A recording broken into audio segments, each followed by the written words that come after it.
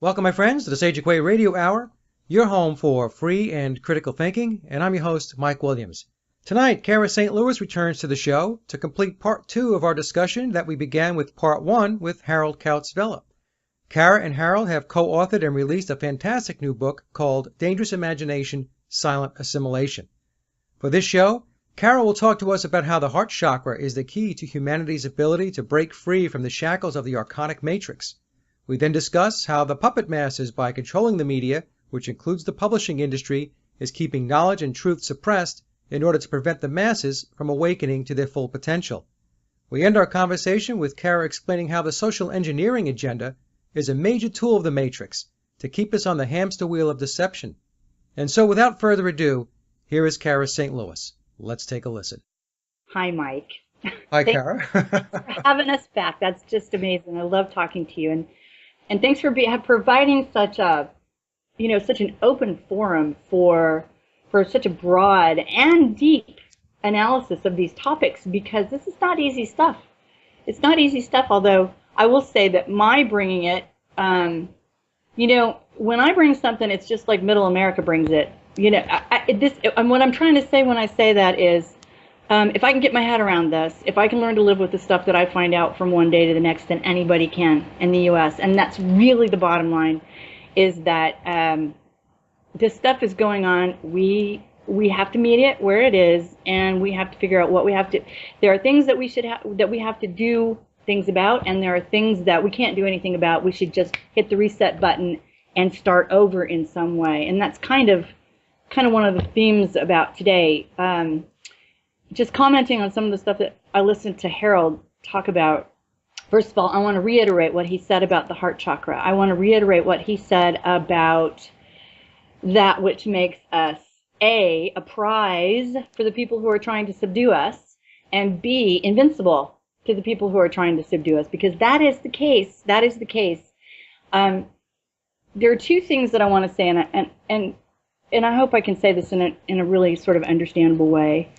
First of all, one of the things I know for sure is that the predator, and I call it the predator, and I always will now, because we have a predator, one of the things that the predator is looking for is that undefinable, unseeable, unknowable part of us, and I mean that from the predator's perspective, that they know they have to get a handle on.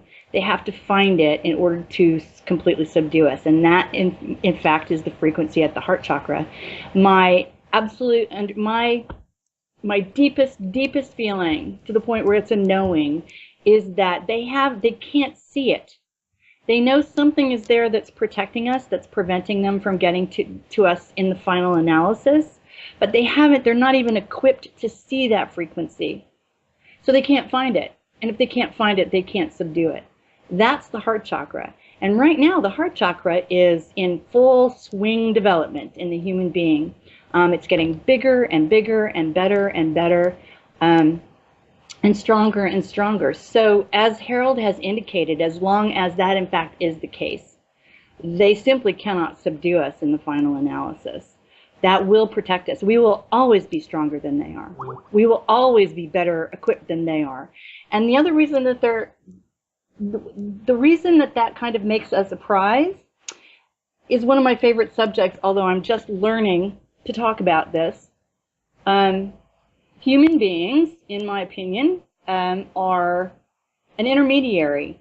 We are an intermediary between the morphic field, which is what carries the sort of stuff of generation, the stuff of genesis, the stuff of our ability to manifest anything on the 3D plane, okay? And it is that thing that's just outside us. In fact, it's everywhere. We call it counter space, all right? Some people call it antimatter, I suppose. Yeah.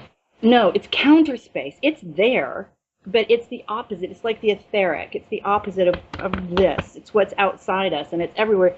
If I put my hands like this and I cut my hands, I'm holding it, you know?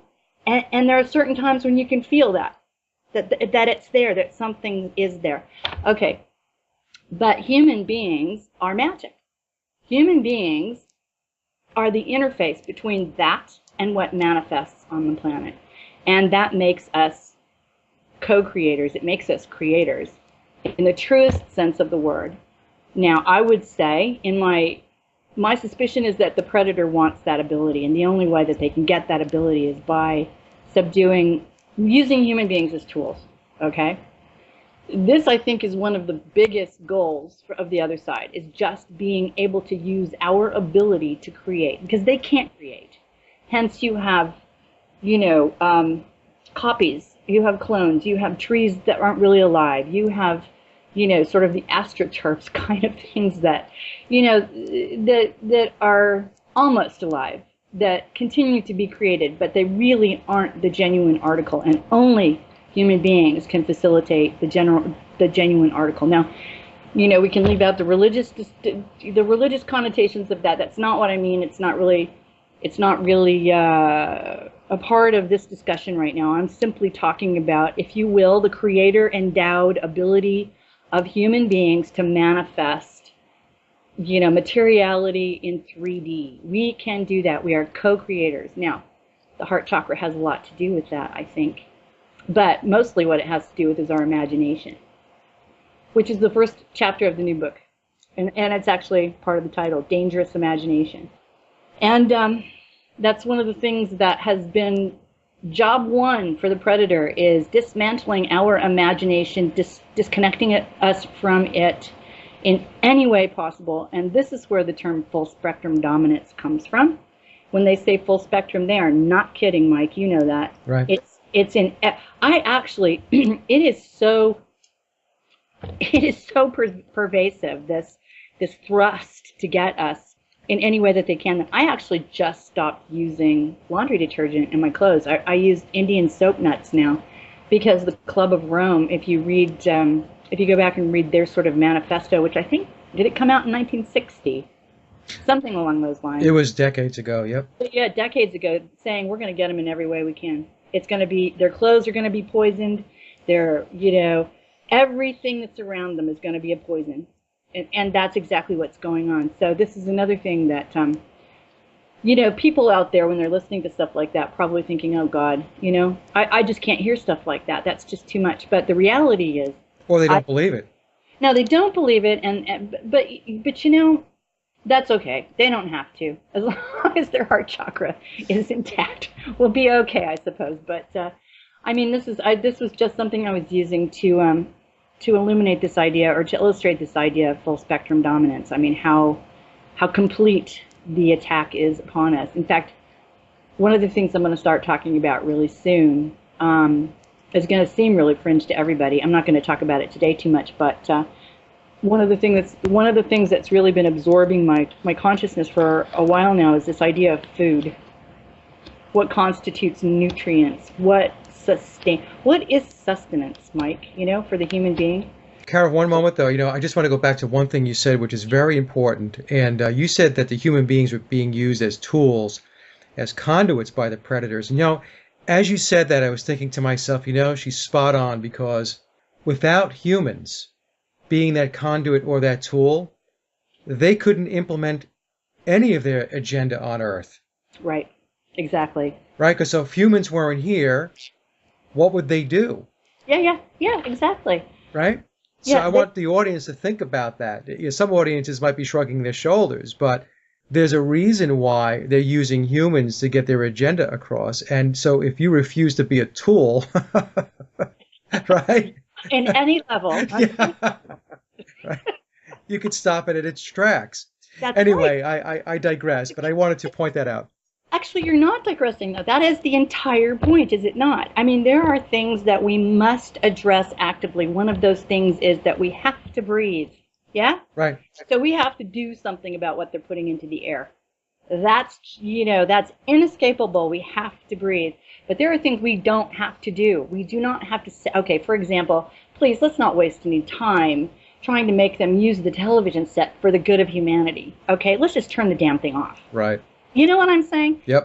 There are battles that are not worth fighting, and we can't win them anyway, and even trying would be a waste of time and energy. So just turn the damn thing off, because it's one of the biggest ways that they control you. Yeah? That's right. Yeah, so we have to start, I think we have to start thinking about where to put our energy. Yeah?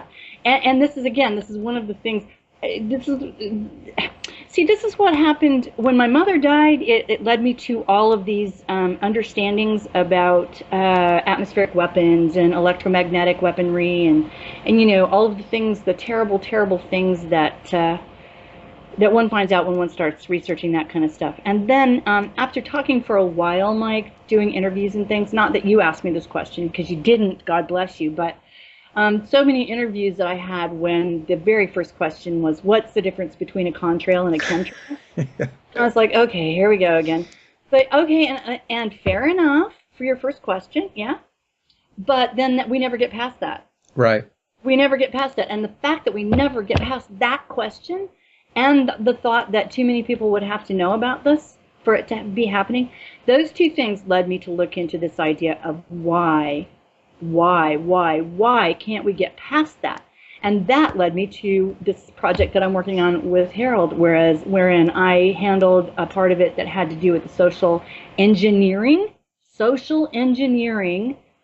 only dealing with the 20th century. It's been going on forever, but you know what? I don't care, because we need a chunk of time we can deal with. Right. Yeah. A starting point. I mean, a starting point. I don't care what happened. I mean, I do care because it's in the book briefly, but it doesn't help us right now in a practical boots on the ground way for me to talk about Plato for the next 2 days. Right. You know? No. What helps us with boots on the ground is to say, okay, 20th century. Yeah, we can get our brains around that. All right. So what happened during the 20th century? Social engineering on a level that was unprecedented, and it is still going on, and it has to do with the overthrow of our cultures, cultural overthrow, specifically the Western civilization. You know, I mean, we don't have to spend lots and lots of time on that because, like I said, Harold and I've covered this now, and then the second half of the book is Harold's expertise, which is the science, the pure science. And that's where he likes to live. He's a physicist and a geologist and a clairvoyant and all kinds of wonderful things. So anyway, so but that's really what that's leading me to, is this idea of these tiny little threads that take us places, you know? And one of the tiny little threads that's turning into a giant, like, hairball in my throat right now is this idea of food. Yeah. All of the okay, just think about the emotional baggage that goes along with it. In every way. I mean, I love to cook. I love to eat. I love all of those things. Julia Child was one of my heroes. Blah blah blah. All that stuff, right? But when you back up from that and you ask yourself, okay, but what does it mean to sustain myself as a human? What is sustenance? Where does that come from? You know, and you start thinking about the sun. You start thinking about the fact that human beings are filters. You start thinking about it on a very sort of pure, you know, I'm just this human being level. Then what starts to happen is you start to look around at all the stuff that goes with food, and you see the assaults, and you see the addiction. And do you see what I'm saying? Yep. So all it really takes is one little thread, and all of a sudden, because I know that's going to lead me to every other, you know, sensory addiction that we have, and all our senses are being manipulated. We are being manhandled like crazy. And by the way, we don't have 5 senses, we have 12. The 5 is all they want you to know about. That's right, Mike. Right. The 5 is all they want you to know about. I'll give you a really good example of one of the senses, one of the 12 senses, which is what, as a Waldorf teacher, I was completely trained. We were trained to be able to observe these senses and how they're being manifested in children, or how they're injured in children, all of those sorts of things. And I will tell you that I'm teaching at a school in London right now, which means these are children who have grown up in a big city with lots of noise and a very unnatural rhythm. There's really no EMAG rhythm here that isn't jarring or unsettling and all of that. But what I've noticed in the younger children is a very injured sense of movement, and that has to do with not being able to locate or feel or resonate with any kind of natural frequency. I think it behooves us to all find out that there are 12 senses, for one thing, and how they're being affected. Anyway, so yes, and also, can I tell you, one of the things I really want to make sure that we talk about is communication today. It is a favorite topic of mine because I was absolutely so stunned when I moved to Europe, immediately realizing what we don't get to hear in the United States. Yeah. Yeah. Yeah. Because we're completely cut off from all America. Listen to me right now. Listen to me. You don't know what's going on. They are not telling you. They are not telling you. They're keeping all of it from you. And you think you do, but you don't. And it becomes patently clear the minute you step off American soil, especially, I can really only talk about Europe because that's been where I've lived for the last 3 years. But I will tell you, my daughter came to visit me not too long ago, my 20-year-old, and we went to France. And it's one of the first things she said to me, Mom, what? Because we were even just sort of, we were sort of switching through what I would call, a couple of the more slick offerings from the alternative community, which is RT and Al Jazeera. You're never really quite sure as they get slicker and slicker, and as you start seeing Larry King show up on RT, you're like, I don't know. Right. But just what was coming on through those venues, her chin was on the floor, Mike. She called her dad. Dad, you have no idea what we don't. So it's immediately apparent, and we need to understand that, because the only thing that you can do about that, America, is listen to these alternative programs like what Mike's putting out right now, and pull the threads. Follow the threads, go under the radar, okay? Do like a belly crawl along the grass, okay? And pick up the information that's coming along down there. And I actually told my daughter, for the foreseeable future, I have no intention of moving back to the United States because I will completely lose track of what's going on. And I can try to get information in from here. Yeah. I can try. Well, it's interesting, Cara, you bring this up because, as you know, I had a discussion with Max Egan last night. So one of the things that Max and I talked about, we started talking about Zionism and what was going on in Gaza and Palestine with regard to the Israeli occupation. And I had said to Max that, at least from my vantage point, when I take a look at what Europe knows and understands about Zionism and how they get up out of their chairs and they will make noise and protest and make it known that they understand what Zionism is about and they understand what's going on in Gaza. When you come to this country in the United States, everybody's still walking around in a zombie state. Mm-hmm, mm-hmm. And I mentioned to Max that, and not to go off on the rails here on this, I know you and I, this is not the topic that we meant to talk about, but I said to Max, I said, in this country, people, first of all, they don't know what Zionism is, and if those that have heard the word, they equate it with Judaism, with being a Jew. Right. And so therefore, if you make a comment with regard to Zionism and you're not in favor of Zionism, you're anti-Zionism, you are then anti-Semitic. Right. They don't make that. They can't make. Well, we're trained to not make that distinction. Yeah. So my point being is that I agree with you that the United States still is in I don't even want to say an information void. They're in a knowledge void. Because there's lots of information. Information's good, information's bad. But then you have to take that information and you have to digest it, and then it becomes knowledge and then wisdom. But in this country, in the United States, I'll tell you, we still have deep, deep problems with people waking up. Right. I have a really good friend here called Gilad Atzmon. You may have heard his name. Yeah. Mm-hmm. He's a Jew. He's an Israeli, but he left Israel decades ago, and he would probably lose his life if he set foot in Tel Aviv again at this point. And it's not that he hates his country at all. It's just that he is calling it like it is, and he's writing really good books about it. One of them is called The Wandering Who. And if you really want to know some stuff about separating Israel and Jewish identity politics and Zionism and getting really clear on that, I recommend Gilad's book. That's Gilad Atzmon, Atzmon. You can get his books in the United States. He's also an internationally acclaimed jazz saxophonist. I just saw him do a concert here in celebration of Iranian music. It was really cool. And And he regularly sells out the London Jazz Festival, so he travels around the world as well. So he's more than just a philosopher. He says he's not an activist. Thank you very much. He doesn't want to be called an activist. He is a philosopher.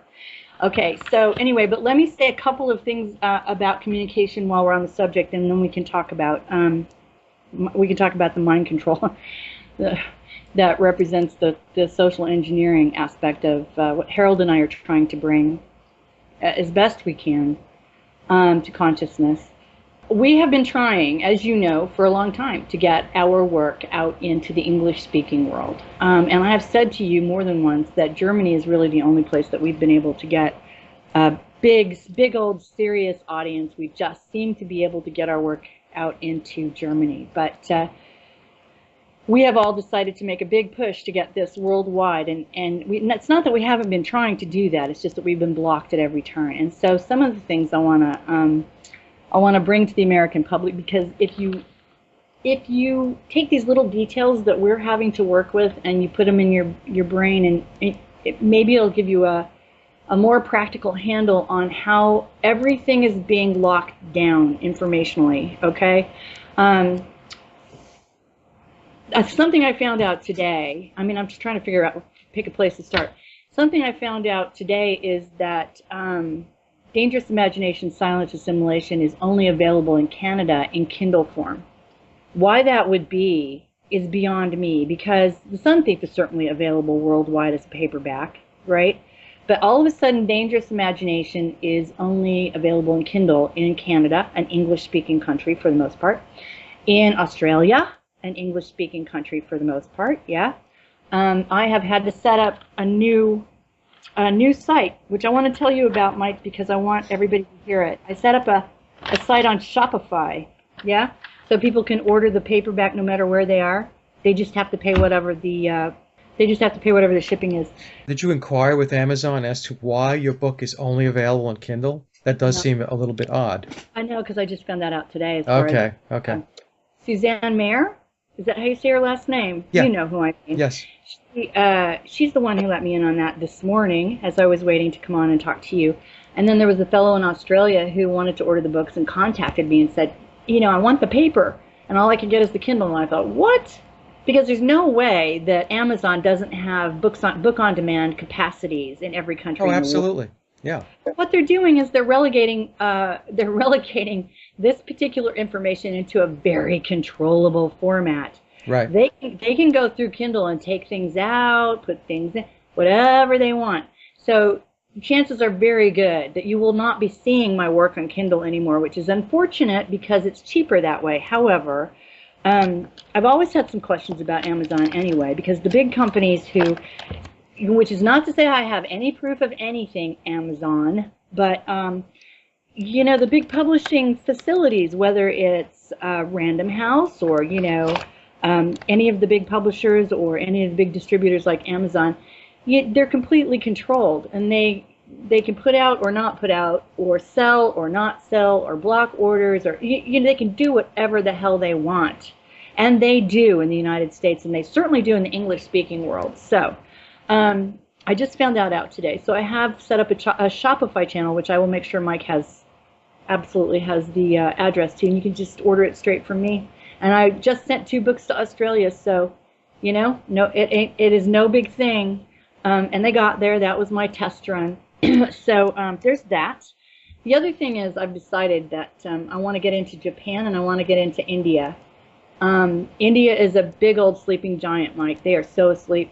Everything's working out really well for them, for the most part, I would say. They're becoming an economic, if they are not already categorized as an economic superpower. Yeah? Yep. But they're also being chemmed.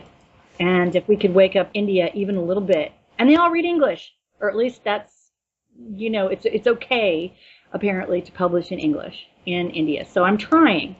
Now, Cara, some of the audience might be thinking, oh, what's the big deal? Digital media, electronic delivery of the product versus the old-fashioned paperback. And what you have to give thought to is the fact that, and you touched on this, is with the digital media, especially with books, they can be revised at will. Content can be taken, content can be added, and that's why they don't like written paged books, print books, because once it's printed and once it's bought and somebody has it, there is no revising that Yep. book, right? So I just Yep. want to point that out to the audience in case they were scratching their heads and trying to wonder why it is Cara had a problem with just Kindle. Yep. The word is mightier than the sword, but only if it's on paper. Right. Yes. So thank you, Mike. We do need to clarify that because I want them to understand why I would make it more inconvenient and slightly more expensive to Right. get this material, but that is why. The other thing is Japan. Let's talk about Japan because India is an enigma to me right now. I will keep you posted on my trying to get in there. A couple of people trying to help me get in there, but mostly there's just silence and a giant covering of nothingness in terms of these kinds of subjects. Although they do have, who's the Indian woman who's the physicist who's talking about Vandana Shiva? Yeah, Vandana Shiva does have a platform, but she's talking about, and she is talking about very, very important things. But the rest of the world has no way of knowing how much of that's actually getting into India. All right, we hear her out here, but we don't know if they hear her in there, do we? Anyway, the other couple of other things that are going on. I sent the PDF to a fellow called Johnny Guzman in Ecuador. Have you heard of this character? No. Yeah, he runs QLP TV, and you can QLP.TV, I think. Anyway, he is hooked up. He's hooked up significantly with Santos Bonacci. I know you know the mighty Bonacci. You might know Santos, yes. Yeah. So they're definitely partners in crime. And Johnny grew up in the United States. He's completely Americanized in terms of his English and his understanding and all of that. But he's in Ecuador right now, and he's got the PDF, and I've asked him to read it. And if he likes it, to help me get somebody on board to translate in Spanish. Let's see if we can get, half the world speaks Spanish, Mike. Let's see if we can get the Spanish language speakers to be part of the conversation here. Exactly. And then the other thing is Japan. Now, Japan is a really interesting situation right now.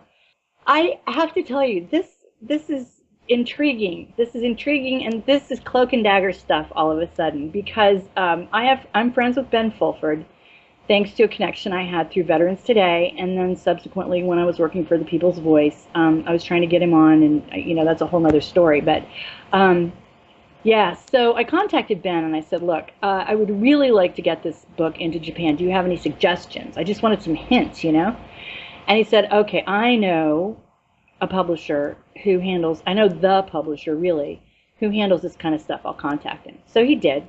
And then I didn't hear. So I emailed Ben back and I said, would it be really, really rude business practice for me to contact this guy directly and ask him? And he said, what? He hasn't gotten back to you. That's weird. So he went back to his emails to find out what was going on. And every one of the hundreds to thousands, I suppose, of emails that he'd had back and forth with this guy over the years had disappeared from his email account. They were just gone. So he comes back to me and he said, it looks like somebody doesn't want this book out in Japanese, in Japan. So let me call him and see if we can clear this up. So he did.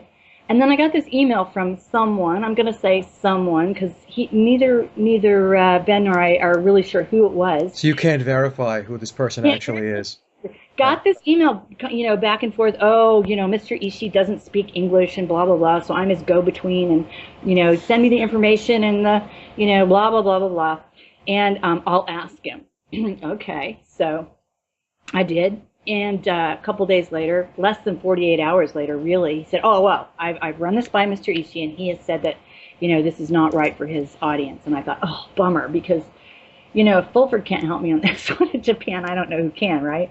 So I was talking to several people about this, you and Harold and a bunch of people, and I thought, I'm going to ask Ben I'm going to send him this string of emails and see if he thinks it's legit, and then I'm just going to drop it and try to get somebody else on it.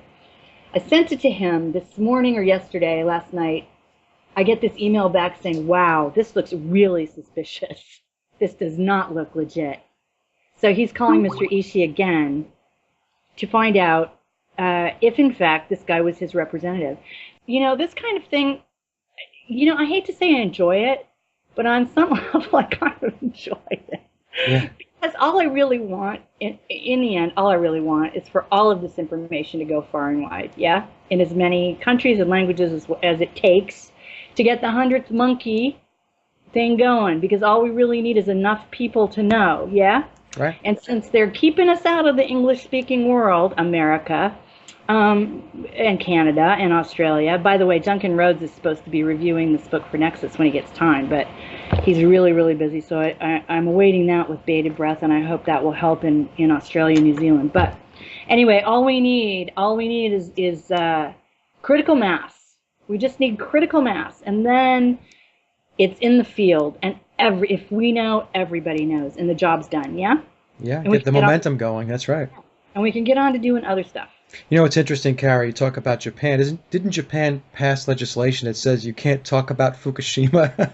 I don't know. Did they? Yeah. So if you criticize Fukushima, I mean, you could go to jail. So Yeah. it doesn't surprise me that, you're trying to get your book published there, that there might be some roadblocks. And, I want to also tell the audience that for some that think that, this is just wild conspiracy theory where emails are purged or there's deception with regard to the chains of communication trying to get to somebody.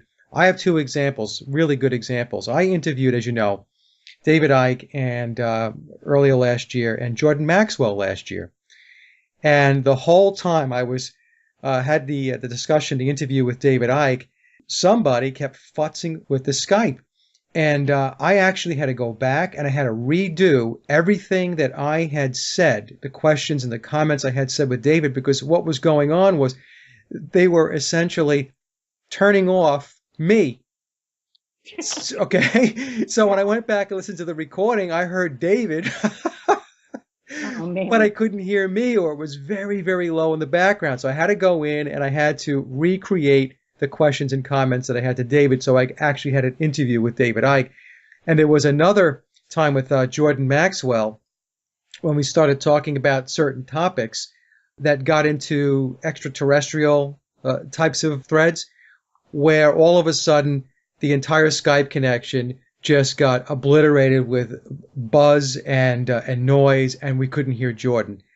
Yeah. And so this stuff happens, and somebody could say, well, Mike, that was coincidence and everything else, but I don't know. You've had it happen to you. It's happened to me. We just had it happen twice between you and I. Yeah. They let Harold on, but every time I tried to talk to Mike, they shut off my Skype. So I luckily had my husband left his computer up, and I was like, because I've got to get to Mike now. But no, it just happened twice. Every time I started to talk to Mike, they shut off, they 86 my Skype. And I know it's Mike because I went over to my husband's computer and called my Skype from my husband's computer, and it was fine. But I could not even get, today I couldn't even get any typing over to Mike, much less talk to him on the phone. So, and we did have to talk about that, Mike, and I think he's right. They let Harold come through because Harold handles, Harold is intriguing. People do listen to him. There's no question that his delivery is wonderful and useful and beautiful, but he's the science guy. It's the scientific explanation. So when I come in and I try to midwife, which is the way he puts it now, I try to midwife this for the rest of humanity, then they want to shut me the hell up. And that's been my whole reason for doing any of this. It's why The Sun Thief was written. It was written in a way that people could connect with, people would be entertained by, so that they would be drawn in and they could use their beautiful, powerful imaginations. And once you have people's imaginations, they can do anything. They've got to be retaught that they can do anything with their imaginations, and that is our biggest God-given gift. So, but and the other thing is, even though Mike and I are we have to, a lot of this is entertaining, and it is enjoyable, and it's good to have these wonderful stories to talk about, but it really is serious stuff as well. And I think that when Harold was talking yesterday about the RNA and the piezoelectric effect and all of these things that we're having to learn about, because we need to understand what we've bioadapted, what we've bioaccumulated in our bodies, and what they're trying to turn us into, and which is something that's not really physically human. They can't touch the humanity in us. Please remember that. They cannot touch the humanity in us without our permission, for sure. And even then, they can't get the whole thing because it's really not possible for us to give it away. I was thinking about the Sun Thief, and I was thinking about the part, well, maybe you haven't read it yet, but I'll tell you, some people blow up sort of spontaneously in the Sun Thief. Soldiers and, well, pilots. And that's not a lie. That's not conjecture. That's not science fiction. When you're talking about altering us at a cellular level and being able to, assassinate us in that way anywhere on the planet, that's possible. Spontaneous combustion. Yeah, spontaneous combustion, it happens. And the interesting thing is, when I was writing that book, I was just writing the book. You know what I mean? I was just sort of reliving what I was going through, reliving what maybe I thought maybe had led my mom to be in the position that she was in, and then making some wishes for the future about how I was hoping things would turn out. And as my friend Harold says, we do not write fiction. And he's right, we don't. See, look at that. That just made me tear up. But we don't. Right. We write what they're telling us to write. We're being helped all the time. We're being helped constantly. And so all we have to do is just trust it and do what's in front of us to do. I used to ask one of my spiritual teachers, okay, so now I know all of this stuff. What am I supposed to do? And she'd say, well, you're doing it. You're doing it right now. You're just living your life. This is what you came here to do, so just keep doing it. Believe me, it'll be put in front of you to do whatever it is that comes next. There's no avoiding it. So. Well, we all think that we should be doing something bigger and larger and more impactful. I look at it this way, Cara, and I'll say this quickly because I know you have a lot to cover here, but if I can touch one person, you can touch one person, then now instead of one of us, it's two of us.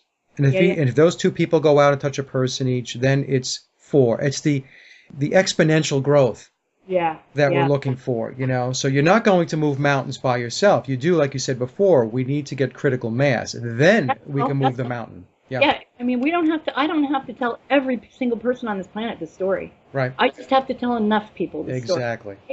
And have I told you the story briefly because it fits with this theme? Have I told you the story about the guy standing in the rain in Rostock? No. Okay, I got to tell you this story because this goes right to this theme of touching one person.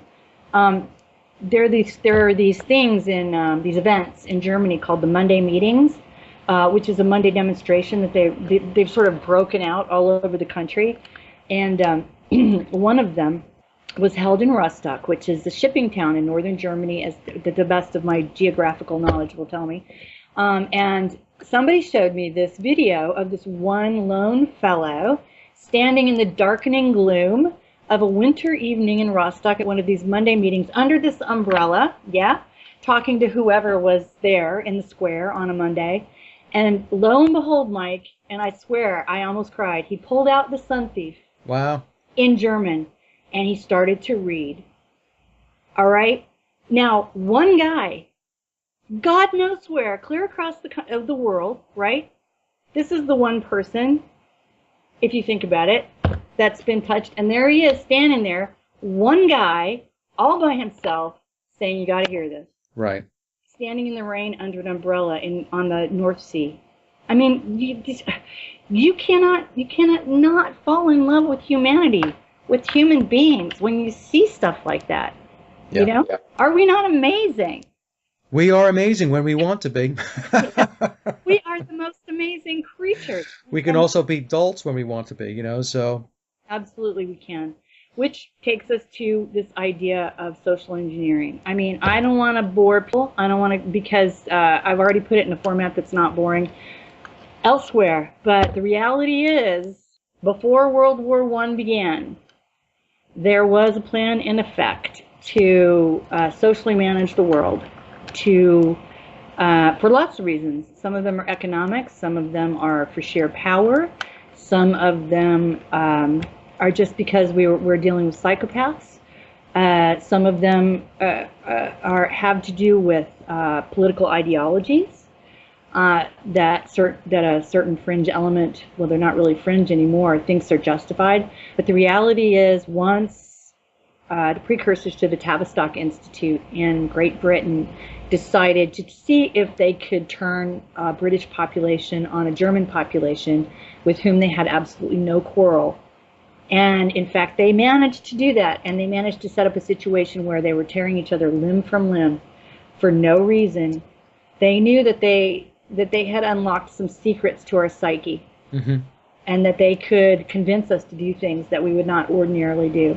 And once they had that in the bag, boy, did they run with it, you know? The Tavistock Institute became an entity with more than 3,000 arms worldwide. And they're called different things. The Institute for Social Research. Kurt Levine in Michigan started something, I can't remember right offhand what it's called. Sorry to say, but there's the Rand Corporation. There's the New School was actually the New School went to the Frankfurt School, but it kind of all became the same giant octopus. Even if they compete with each other, even if they think that in the end one will dominate the other, it's really all the same octopus. You've got the Tavistock Institute, and not too long, and that, by the way, really got going in 1913, which is a huge date. That's also the date that the Federal Reserve was begun. What a shock. Yeah, I mean, it's all, look at 1913, look at 1919. These are two hugely important dates. Also, 1933, especially for the United States. But then there was the Frankfurt School, and the Frankfurt School started in Germany, yes, but it was a collection of Bolsheviks. It was a collection of people who ended up calling themselves Freudo-Marxists. And they were people who took the failed Bolshevik revolution, the thing that tried to happen in Russia and really didn't completely happen, and they wanted to foist it on the rest of the, particularly on Western civilization. And friends, that's still what's going on. We are still heavily under attack from the Frankfurt School. They call themselves the Institute for Social Research.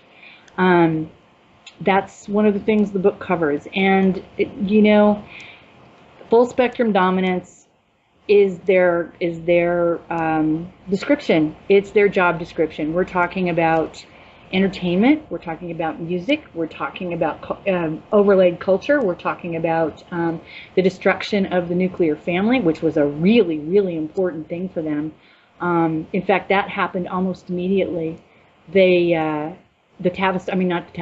Frankfurt School, the first thing that they went after was the father of the nuclear family.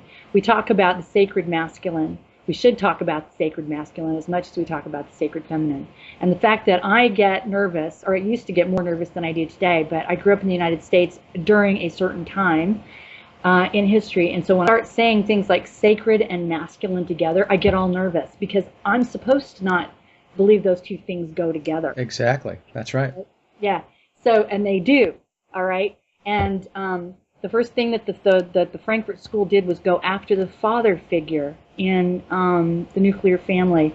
Their postulate was, their crazy, irrational postulate was that children who come out of an authoritarian nuclear family are anti-Semitic, will be anti-Semitic. Now, I don't see you find me the logic in there. I defy anyone to find me that logic trail. No, they'll create the logic. Yeah, they have the premise, now they'll create the logic. Exactly, there is none. So The first thing they did was get rid of the dad, make the dad the bad guy. And 100 years later, we're seeing Homer Simpson on the television and all of those things. That is still in full swing.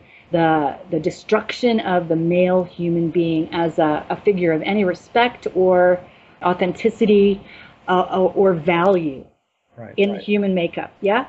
So then they went after the sacred feminine, the mother. So and the thing is, once they got the mother out of the home working, because economically it had to be that way, and because we were trained to believe that if we didn't leave the home, that we were fools. There was something wrong with us for wanting to raise children and be in the home, as if that was an illegitimate choice, is as legitimate as anything else. Then the children were very, very vulnerable.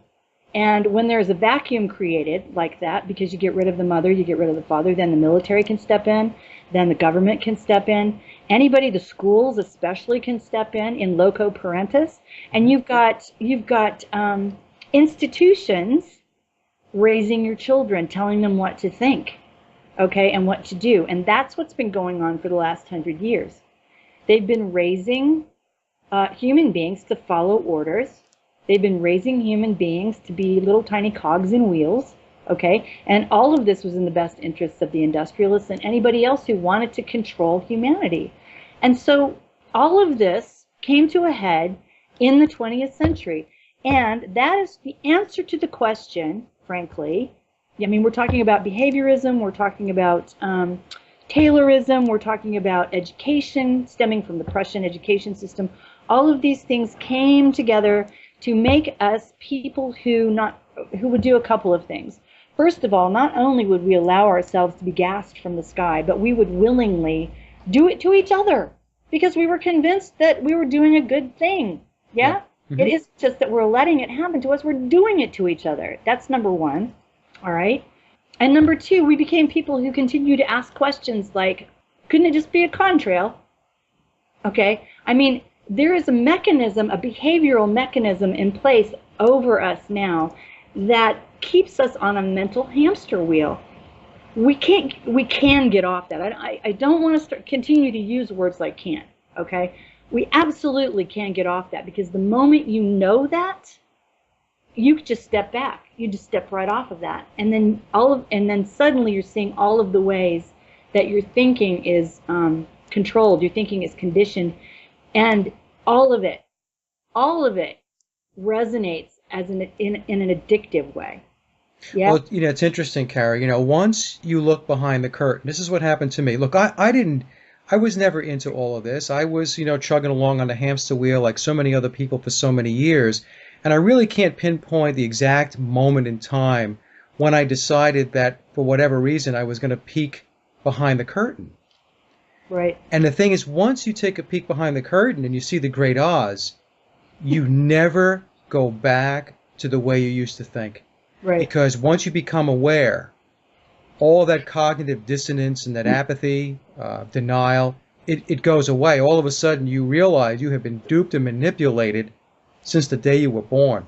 Right. Right. And then as Harold will say, you end up with a vast sort of collection of people who the next thing they say is, well, what am I supposed to do with this information? Right. That's right. Right. Fair enough. Yeah. So that's really something we have to start talking about, Mike. What now? Okay. All right. Well, let's talk about the sacred ancient lifestyles that maybe were ours until 100, 200 years. I mean, we can't talk about history. They make that up. We don't know. We don't know what's happened before. Anything that's happened outside the realm of what I'm looking at right now, they're manipulating. All right? So you cannot know that 100 years ago things were not utopian. You can't, because they might have been. They're just rewriting history. It's all a lie. Yeah, it's all a lie, and they're rewriting history to herd us into the little channels that they want us to be in. So let's assume, I am inclined to assume that there is a sacred human lifestyle that's well within our reach. And all we have to do is identify the addiction to their nonsense, how that manifests itself, and step away. We can put down the toys and step away. We can. And when you say to yourself, oh, I can't turn off my TV, guess what you're looking at? What are you looking at, Mike? You're looking at an addiction. Exactly. That's right. That's what you're looking at. So you have to understand that they've addicted us to just anything that comes to us through those particular five senses. All right, let's just talk about the five senses, although there are many more than that, but they've narrowed in on those particular senses, and they've really, pinned things to us through those senses. One of the things we can talk about is food. All right, I mean, think about that. Think about the television. Think about music. Think about movies. I can't go to a movie anymore because all I see is the psyop in front of me. Yeah, it's the predictive programming. It's all their symbolism. It's all of that mind control nonsense when you go to the movies. So we have to figure out what is instead. What's instead, Mike? And I think we shouldn't be afraid of that, although I would assume there's going to be some fear surrounding that because we don't You know, we don't remember. But if you're old like me, And you me. yeah, you can remember being 5 or 6, yeah, and Yeah. just being out on the street in front of your house, being a hooligan, and the world was your oyster, yeah. So try to think back. I mean, the younger folks are at a disadvantage here, which is what makes it so important that we stop it in its tracks right now, because they don't have a point of reference like we do. We remember other things, even though we've never really been out from under this whole thing. I do remember glorious running around on the pavement, when it was 100 degrees and my feet were burning, and you know, and my trike was really cool, and the sky was blue, and That's right. there were snapping turtles in the road, and those sort of halcyon days, if you will, are in our memories, and so we know that something else, quote unquote, something else, is easy. Well, Something is right there. that's an excellent point, Cara, because if you go back 50 years, a half a century, I'm the same age as you, so I have the same memories. And somebody could say, well, the Matrix has always been in place. You're just having fond memories, whatever it may be. And my response to that is no, wrong. Yes, the Matrix was in place, but in the 50 years since the time when I was a kid to now, it has grown into a beast. It is a monster today. When I go back as a kid, I remember my father worked, only my father worked. He made Right. enough money so that we had our home. We lived up on Long Island.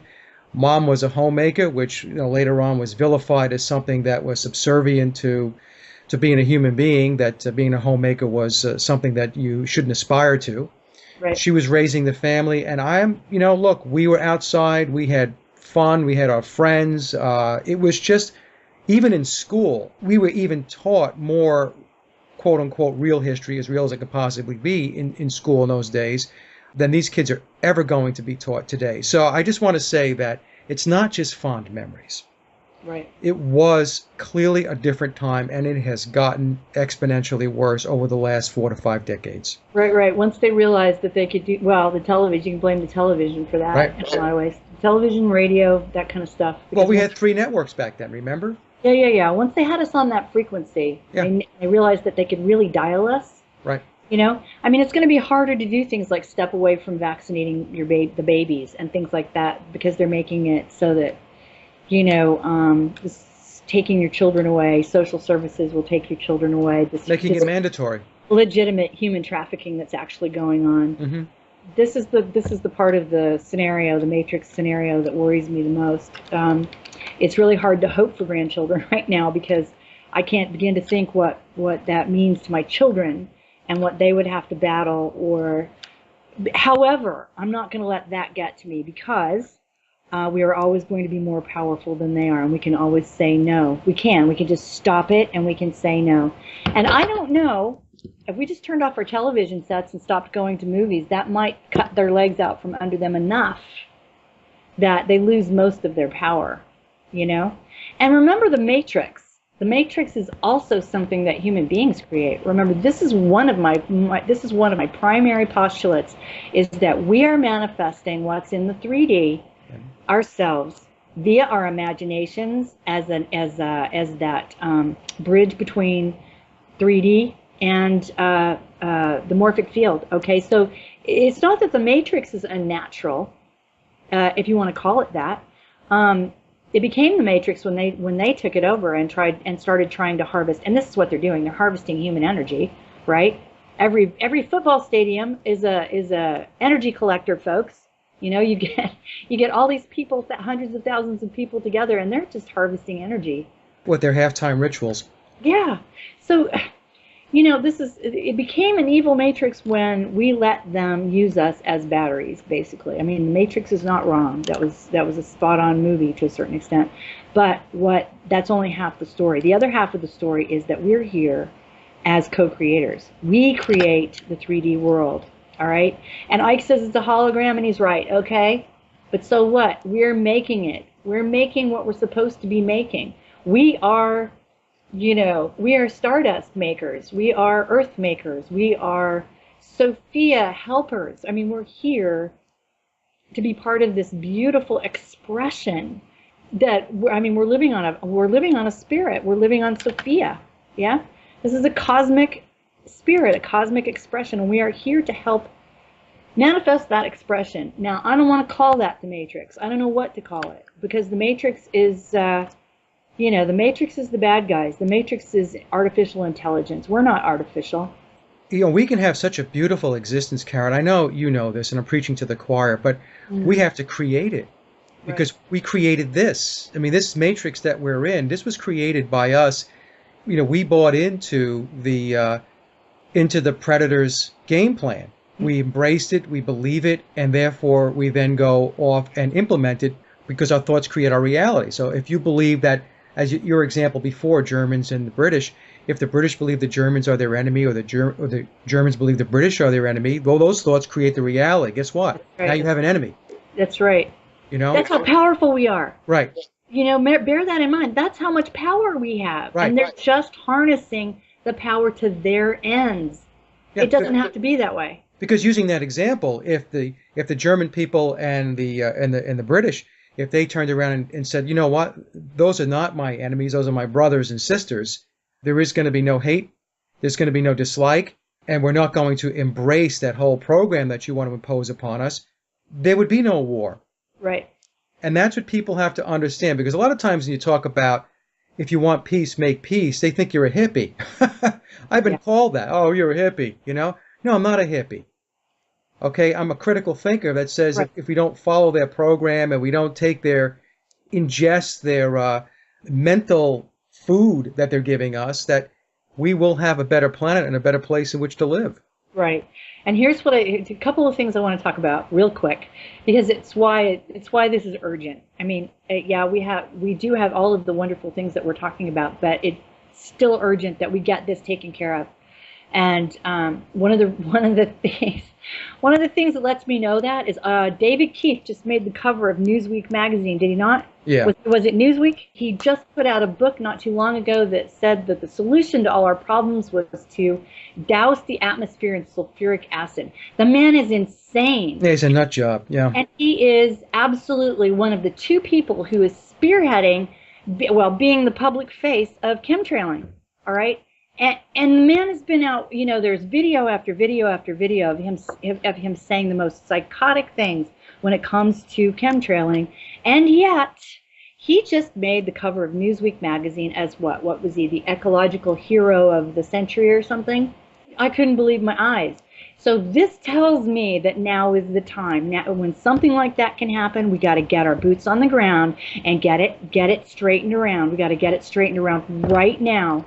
And the other thing is, our children face a dichotomy that is absolutely crazy. On the one hand, I'm convinced that the generation that is here to take care of this problem in ways that are very, very specific.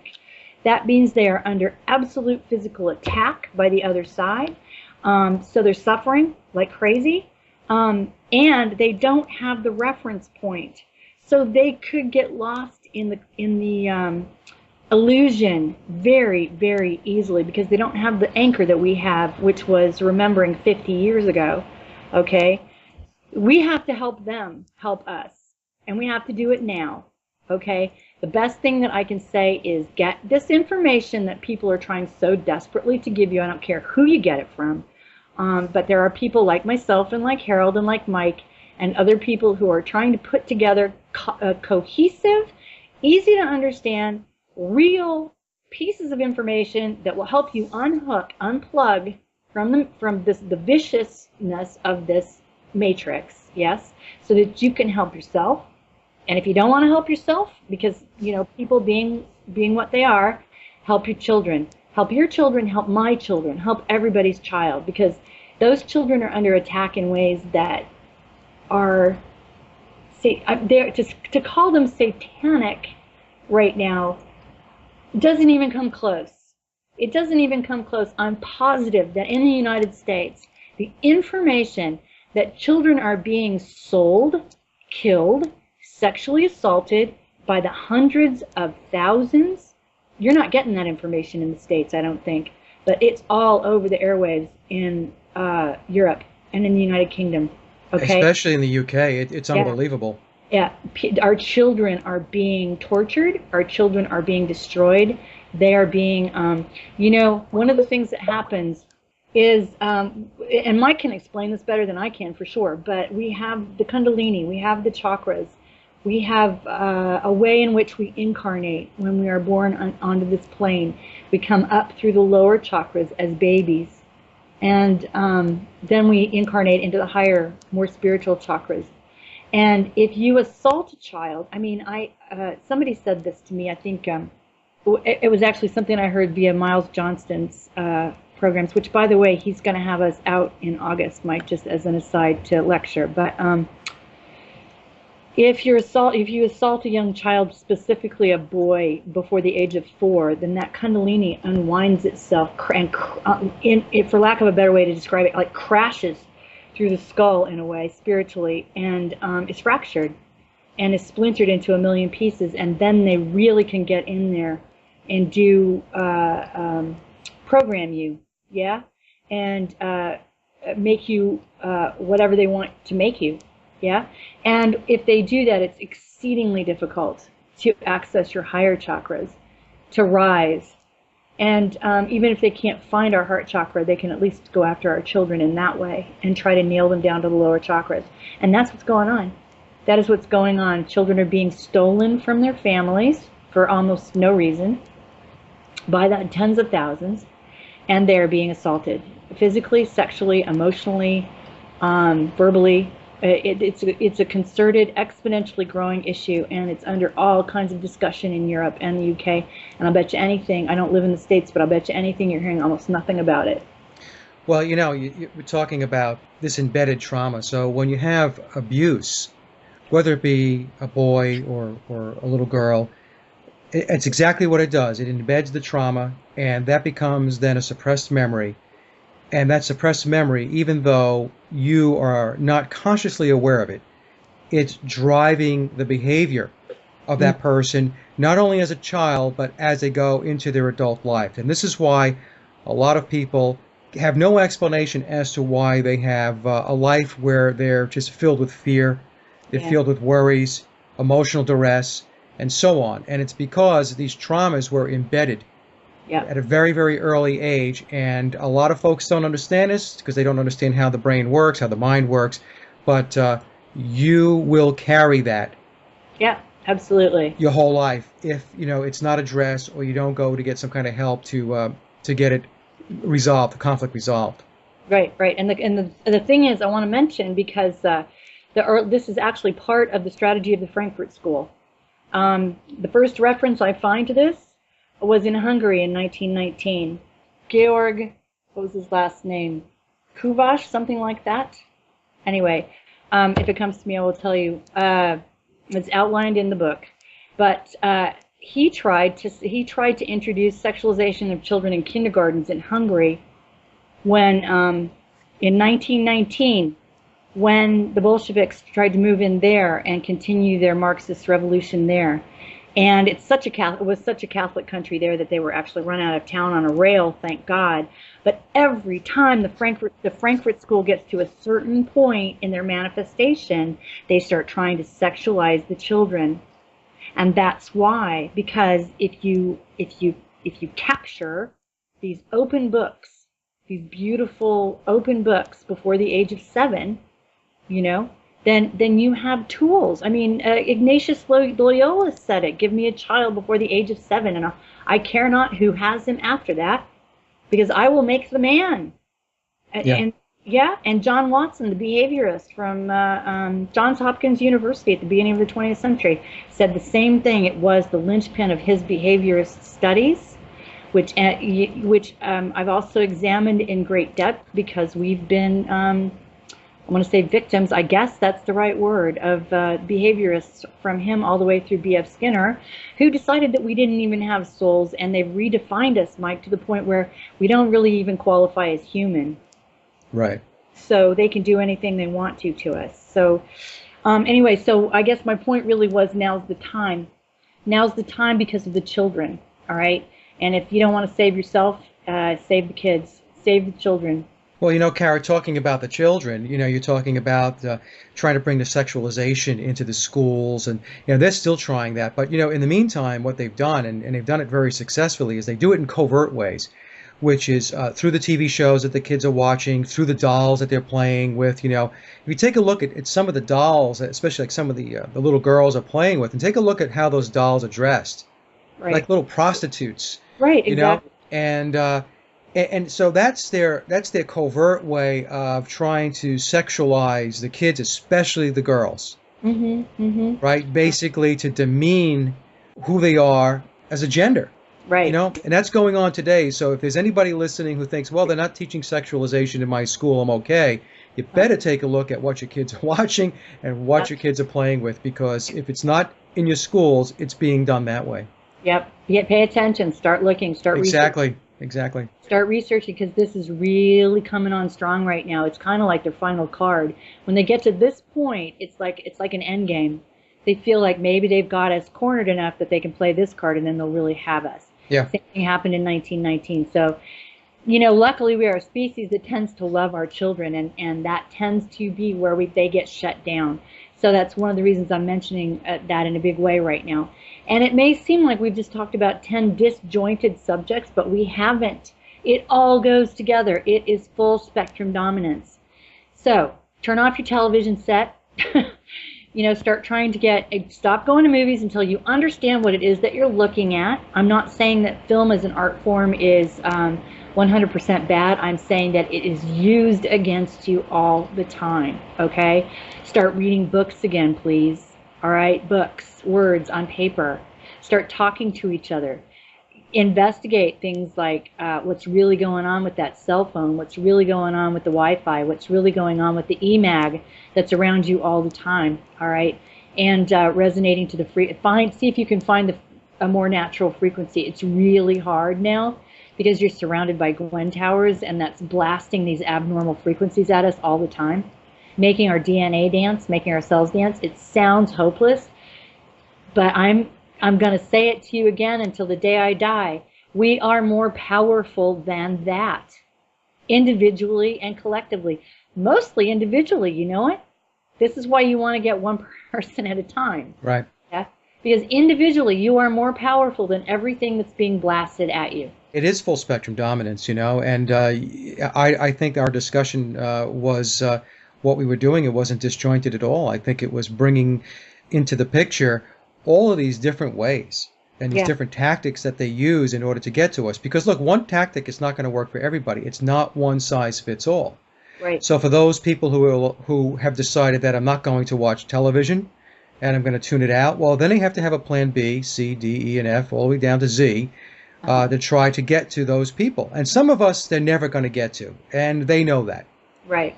But their thinking is, if I can get to the preponderance of the population, then we can get things pushed across the goal line. So that's why it's very, very important that people wake up and use your brain, critically think, free think. Right. Well, and also start entertaining some really kooky stuff because Yeah. it really helps. For example, here's I think really really good exercise that just kind of jars you enough to really start helping you unplug and think. Just think, because history, because the information has been completely managed and manipulated and given to us, and we've been surrounded by this for so very long. Think about something like this. How do we know that anything that we actually put in our mouths, even if it's stuff that they say is good for us or organic or nutritious or any of that, yeah? How do we know that that is how we sustained ourselves prior to being indoctrinated by them? Right. How do we know that? We don't. We don't know what sustained a human being prior to this massive brainwashing that's been going on. It could be an organic potato, but maybe we don't know that. Do you see what I'm saying? These really weird, these really sort of altering thoughts that you can have is a meditative way of jarring yourself. Yeah? Yeah. Is food really how we use, is it? Huh. Well, that's what they're saying, but I don't believe anything they say. Do you know, And I think that's just an interesting thought pattern to have. It's really been occupying me lately. What is it that sustains us? If human beings are filters, and if we in fact and we can, by the way, transform energy, whether it's whatever you want to call it, chi or whatever, that's love, you could call it anything. If we can transform that energy, and we can, into internal energy, how do we know that's not the primary way that we sustained ourselves for millennia? We don't know. Right, and that's a very good point you're on, because I have had the same type of thought processes where you listen to them say, you know what, as a civilization, we never had it so good. This is a great time, the most advanced. And I think to myself, well, since they lie about everything, that's a lie. That's a lie. That's a lie. Yeah, and all of the, see, that's actually a pretty good place to start. Start looking at the fringe Egyptologists. Exactly. That's a great place to start. The pyramids are not built by who they say they were built by. The Sphinx was not built by who they say it was built by. Yeah. Michael, what's the guy who put out Magical Egypt? Do you know there's an 8-part series called Magical Egypt? That's a great place to start, because he puts out some pretty amazing and provable and rational postulates. And by the way, can I talk about the word rational? Because I really want to talk about how English is used against us. That wonderful, brilliant, beautiful, beloved, gorgeous facility that English has to express feeling and meaning and really hit us in the solar plexus and the heart and all of that, is one of the ways that they get us. It's one of the reasons they want the whole world to speak English, because it's very manipulable, okay? Yeah. And there are people who've been looking at this. I recommend this as a course of study as well. Good morning, well, MOURNING is also, we had for the weekend, WEAKENED, right?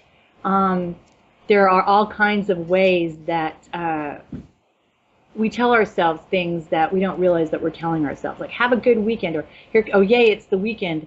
Good morning. I try not to say it anymore, although I don't know what to say instead. But the thing is, in other languages, they can't do this to us, because other languages are far more specific. One of the things I looked at when I was writing this latest piece with Harold was the idea of rational and irrational, okay? And that went back to Spinoza. And I will say that people who've interviewed me when I start talking about this tend to look at me like they're not quite sure anymore, but I'm going to say it anyway, okay? Spinoza talked about 95% of the population being irrational, and permanently, by the way, permanently irrational. And then there were 5%, which I guess by inference you could call them rational, yeah? But what does rational mean, Mike? It means to be cut into pieces, doesn't it? Rations, parts, fractions, does it not? All right, so look at it that way. Please, I beg you to look at it that way. I'm permanently irrational. Yay! I'm not going to be the mirror they throw on the ground that ends up in a billion pieces. That's rational. We're put into parts. Please stop thinking of rational as reasonable or logical or coherent. These are much better words than rational and irrational. God bless the 95% of us who are freaking irrational permanently, okay? But that's the 95% that they want to get out of the way. They want to park us someplace, yeah? Yeah, rational in their way of presenting it is you conform. Yes. It's conforming. It's basically, it's a mechanical aspect of they want to fit you into a box. And so if you're rational, you will believe the following because we told you, our experts told you, that this is the way it is. And if you don't believe what we tell you or what our experts tell you, then you are an irrational person.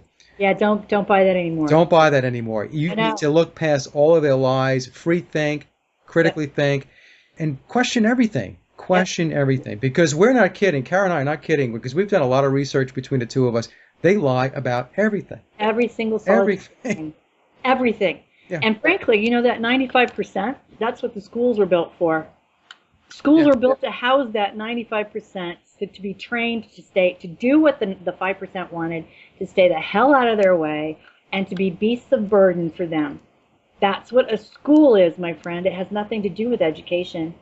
Right. Education is something that you get outside of schools.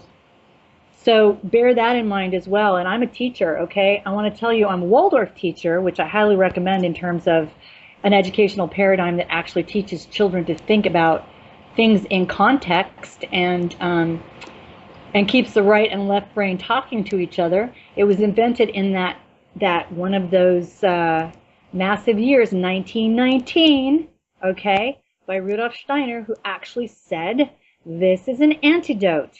I am bringing this as an antidote to what's going on in the educational system globally, because if we don't stop that, we're cooked. Okay, now maybe he at 1919 didn't use the word cooked.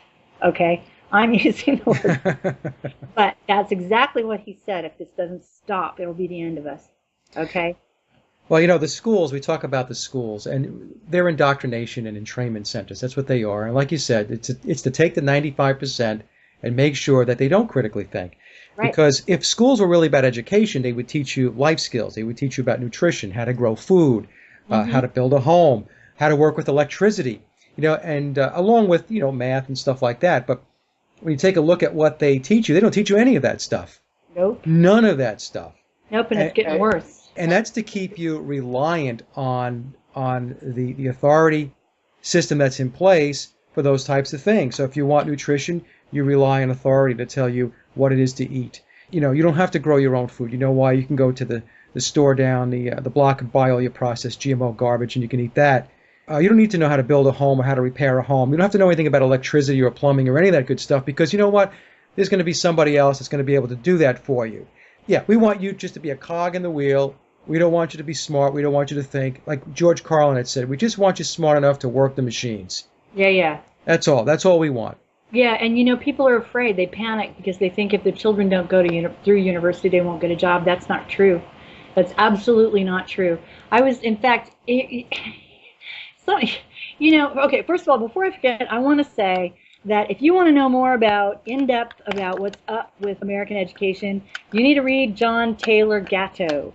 John Taylor Gatto, one of my all-time favorite talkers and discussers about the American education system. You can watch him. He's got lots of videos out on YouTube, and it is worth spending a week with him, especially if you've got children. But certainly if you've been through school and you want to know what's going on with the education system. He was one of my major research pivots for my work. So there's that, number one. And number two, can I just tell you, one of the things, because we're talking about education, and one of the things that they will try to sell you in the world today, particularly in the United States, is that if a child isn't plugged into a computer by the time it's 4 or so, then, employment in the future is absolutely out of the question, and they'll never catch up, and they'll never, compete, and blah, blah, blah, blah, blah. Remember that one? Yep. And that's still going on. So I'm taking a bunch of prospective parents around the school that I teach, which I do periodically, and give lectures on each class grade level and what happens in each grade level. And it just occurred to me, and I was having this discussion with the parents, when was the last time you were in a job interview and someone asked you if you had now were you on the computer by the age of 4, Mike? Because we really couldn't possibly hire you if you weren't on the computer by the age of, it's all bullshit. Yeah. It's absolute crap. No one cares whether you were on a computer by the age of 4. They want you on the computer by the age of 4 because they can make you that much more passive. They can derail your neurology, the things that should be developing on a human level that allow your capacities to unfold. Yeah, they pump their propaganda into you. Well, there's that. Plus, it really boils down to neurology. They can short-circuit the neurology that's supposed to be unfolding by plugging you into something that does it for you. Right. Okay, and so you're really, and even even such lovely organizations as the American Academy of Pediatrics, which would rather probably be boiled in oil and tarred and feathered than disagree with the powers that be, has said, look, that's bad for your kids. Don't do it. It's bad. All right. And I will tell you as well that there is a Waldorf school in Silicon Valley. Do you know about this particular school, Mike? No, I don't. Well, there is one in Silicon Valley, and you guys look this up online because they've put out a 15-minute video. They send these guys who work in Silicon Valley at these computer companies, they send their kids to Waldorf schools where they do not come into contact with computers until they're 14 or even older. because they know that that's going to short circuit their imaginative qualities. They know that they're going to get people who can think on both sides of their brain if they keep them away from that technology for as long as possible. And they admit it. It's out there. You can look it up online. The Waldorf School, Silicon Valley. You will see this beautiful, 12, 13, 14, 15-minute video that they put out. Those guys know better. They don't they don't do this to their children. They know they're harming their children. Well, Okay? Steve Jobs had come out, I mean, before he passed away, that he wouldn't let his kids play with computers. Right, because it short circuits the neurology. Right. There's plenty of time, but plenty of time for any of that later. And I had a professor who used to tell me, look, computer's just a dull substitute, really, for capacities that human beings already have. We already have all of those capacities. It's just a substitute for those things. It's a tool. All right? But we are those and so much more. So, all you're doing is putting something in your life that's substituting for things that you can already do. Don't do that to your children. Let their capacities develop. People will say to me sometimes, well, Mike, this is some heavy stuff, and I can't spend all my time worrying about this stuff or researching it or digging into it or diving into a rabbit hole. And I say to them, look, I don't do that either. I mean, you have to live your life too. You have to enjoy your life. You're here also to enjoy the interactions with your fellow human beings, with your family, your wife, your husband, your partner, your kids, and so on. So you have to do that stuff. So I just want to make it clear to the audience too, especially if they listen to me, that I'm not espousing that we walk around in a state of heightened alertness and paranoia 24/7. There is a balance between living your life, enjoying your life, but also being aware of the manipulative forces that are out there that are trying to steer your life down a path that is going to be detrimental to you, your family, and humanity. Yeah. 3 years ago, when I started keeping company with the man that I eventually married here, he used to say things like, we would have these conversations because he was a little bit ahead of the game in terms of research because he lived in Europe and I lived in the United States. Okay, that was really the bottom line. But he would end conversations by saying things like, "Well, then you are a slave." Oh my God, I wanted to kill him because you don't say that. You don't say that to an American, right? Number one. Never say that. But slave. We are, but on how many levels is he right? Because you got to talk about common law. You talk about Santos Bonacci's work. You talk about Mark Passio's work with, just talking about natural law. When I really came to grip, and then there was the whole thing where we got married and we had to get permission from the state, and it was all this big discussion about how it was a business, and all of these things just tailor-made to make your wife and your girl real happy. But in the end, in the final analysis, he was absolutely right about this stuff. And these are the things that shake you up into starting to look into personal sovereignty and things like that. For me, initially, it was about saving my children. And it remains about saving my children. I don't give a shit what happens to me, really, except in terms of how it affects my children and what kind of a world I leave them. And can I make my children well again, because the environment has just beaten them to a pulp. Okay, all of these things, these are the things that matter to me. And in the end, on top of that, we also should be looking at issues of personal sovereignty. We should be looking at the fact that we are traded on the stock exchange like cattle from 1930. I mean, this is the 20th century, folks. This is that, you live in the best of all ages baloney that they feed us and how advanced we are. Really take a look at this. And then one of those things is going to make you angry enough to go into action, whether it's the idea that you're a slave, whether it's the idea that they're killing your children. Okay. And then Mike's right, of course, there are a million things to enjoy, but there are a million things to enjoy because we're human beings and we make those things for ourselves. But honestly, I think it is absolutely of the utmost importance right now that we separate ourselves from their illusion. And that's going to take some work. Okay? Doesn't mean you have to stop going to work. It doesn't mean you have to stop doing what it is that you do to survive in the treadmill that they've got you in right now. But part of you, the higher part of you, can work on this, can work hard on this and crunch this. And you can pull yourself, and when you pull yourself out of the plug, you're helping the rest of us pull ourselves out of the plug too. And like I've said to Mike, we're just looking for critical mass now. So I don't know how it's received in the United States, and it could be that people are just getting tired of me saying this, but America, you don't know what's going on. You don't have a clue. We are completely hornswoggled. We are completely, they have pulled the wool so far over your eyes. You know, please, I know who you are. Deep down, your cultural inheritance, your folk soul is absolutely going to have a rash to that kind of stuff. Americans come into that culture to be sovereign. That is the reason. That is our folk soul. That is what we're supposed to be exercising. It's in our bones. We barely have to try to do it because we come in with that in our bones, which is why they need to subdue the Americans before they subdue anybody else. Because if they don't get us, they haven't got a chance of getting the rest of the world. Which is why we are under such electromagnetic lockdown. So America. I'm telling you, you don't know what's going on. You've got to wake up, okay? Yeah, and just because, you can get in your car and you can drive to Walmart and, buy some stuff and drive back, you're not free. I have a family member, and he shall remain nameless.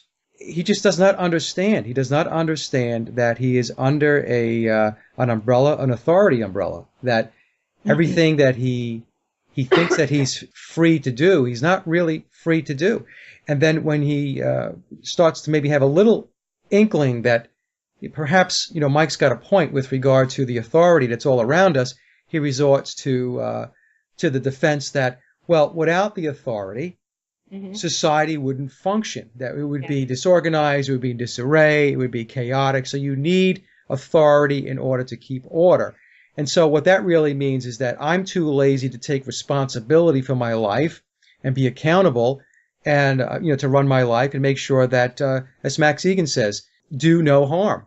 So I am either incapable of myself of doing that, or other people would be incapable of it. And don't get me wrong, what I tell folks, Cara, is that this is not some kind of change that's going to happen tomorrow, because it's going to take many, many years. In my view, it's going to take probably a lifetime of constant reorientation toward who we really are and what we really are, in order for us to reach a point where we have a society where we actually are sovereign and we live as sovereign citizens, where we are self-regulating, we are self-governing, and we are good to each other, But it's just amazing to me. I had this conversation, and I'll tell you, I have to bite my lip, and it takes everything within me not to reach over the table and strangle him to death. But I don't have to worry about saying this because he won't listen to my shows. He's never going to hear this anyway. Okay, well, yeah, but you're right. But you know what? Why not, Mike? Because you know why people have midlife crises? Yeah. They get to be 40, 50 years old and they think, what is this? This sucks. Like, this is it? This is it? That's why. So why not? Why not put your shoulder to this other wheel and find out who you really are? Get down to, the sacred human being that you really are. And that just means identifying every freaking illusion and trying really, really hard to step back from it. Why not? Because what is your alternative? Your alternative is this mindless, boring, oh my God, is this all it is? There is to life. March toward, death, toward the crossing from this plane to the next. How boring is that? And, Joseph Campbell, another one of my heroes, so there's really nothing more boring or sick-making than the hero refusing the journey. Well, heroic journeys are not easy, and we're all heroes. We're all here to blaze our own path. I mean, really, we all have our own machete that we're chopping our way through the jungle with. Okay, and it's not picking up that machete and going forward that causes us to be sick, that causes us to be bored, that causes us to waste our lives. Okay, so there's nothing as boring as the hero's refusal to take up his sword and go forward. And that's all of us. Your option is midlife crisis, and who needs it? Well, Cara, we're pushing up against the 2 hour mark as usual because We always do. We always do. It's such a great conversation. It's so relaxed, and we get a lot to talk about. Was there anything that we wanted to hit from Harold's conversation specifically?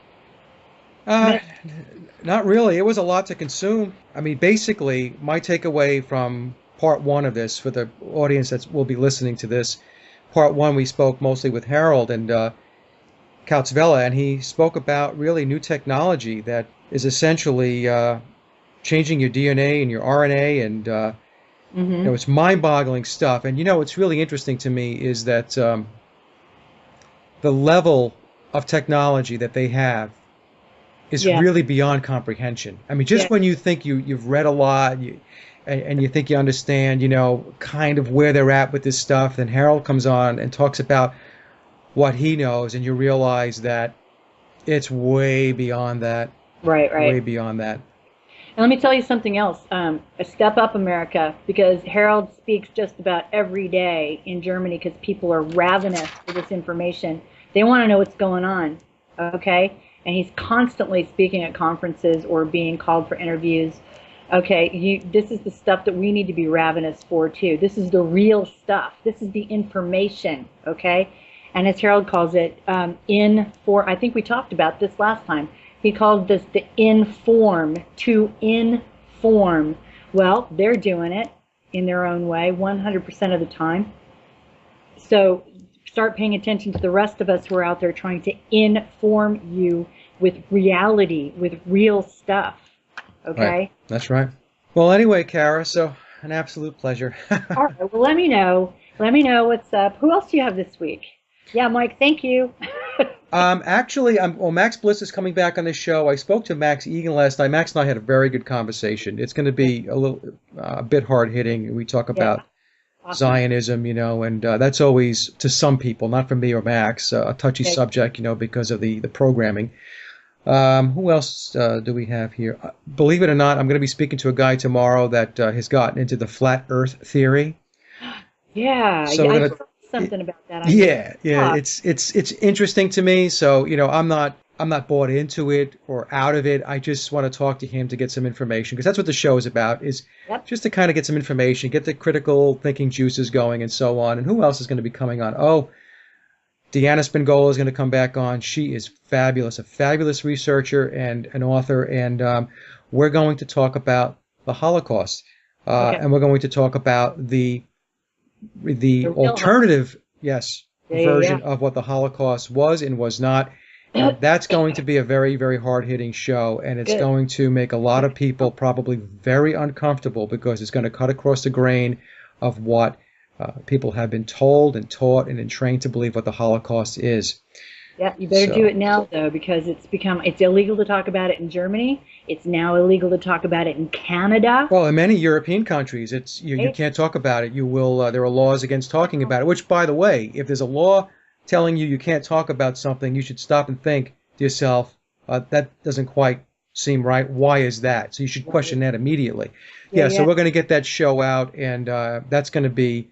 I am very much looking forward to that show, because I think we need to have a very rational, logical discourse on that topic. And I plan on having that with Deanna. Yeah, good. You know who else you should try to get a hold of is this woman called Mel V. Have you heard of her? No, I have not. Well, first name is Mel, M-E-L, and her last name she actually spells V-E. Okay.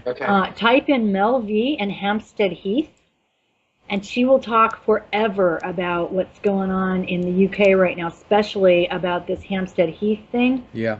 Which was the Christchurch school and those two children who came forward and all of that. She's really doing a lot of interviews right now about that. She is a talk show host anyway. She used to live in London. I think she's South African, but she lives in Holland now. Anyway, you should try to get a hold of her, because America also needs to be slapped around on that one. They need to know what's going on, because it's going on in the States too. It's going on all over the place. All over the place. So, all right, my friend. See you later, yeah? All right, Cara. Bye-bye. Bye. And that concludes part 2 of my interview with Cara St. Louis and Harold Kautzvella. and I hope you enjoyed the discussion as much as I did. Cara and Harold's book, Dangerous Imagination, Silent Assimilation, can be purchased at Amazon.com in both paperback and Kindle. And for geographies where the hard copy version of the book is not available, you can purchase the book by heading over to Indie Kitchen.